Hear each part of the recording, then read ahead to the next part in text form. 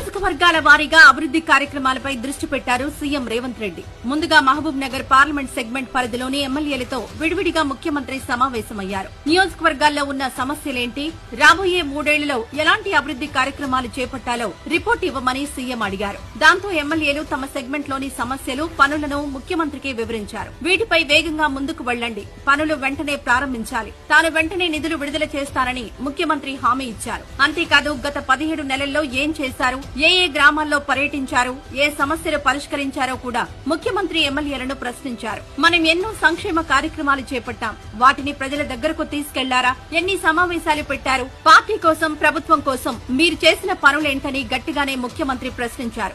అది మాత్రమే కాదు, ఆయా ఎమ్మెల్యేల పనితీరుపై ప్రోగ్రెస్ రిపోర్ట్ ను కూడా వారి ముందు పెట్టి సమీక్ష చేశారు. ఆయా నియోజకవర్గాల్లో ప్రభుత్వం చేపట్టిన సంక్షేమ కార్యక్రమాల వివరాలు, ఖర్చును కూడా వారికి చెప్పారు. ప్రజల్లోకి సంక్షేమ కార్యక్రమాలను తీసుకెళ్లారా, పార్టీ కార్యకర్తలతో సమావేశమయ్యారా, కార్యకర్తలు ఏమంటున్నారు, ప్రతి విషయాన్ని పేపర్ మీద రాసివ్వాలని ముఖ్యమంత్రి వారికి సూచించారు. ప్రతి నియోజకవర్గంలో కాంగ్రెస్ పార్టీ పనితీరు మెరుగుపడాలని కొందరికి గట్టిగానే చెప్పారు సీఎం. ఒక్కొక్కరితో విడివిడిగా సమావేశమై పూర్తిగా సమీక్ష చేశారు ముఖ్యమంత్రి రేవంత్ రెడ్డి.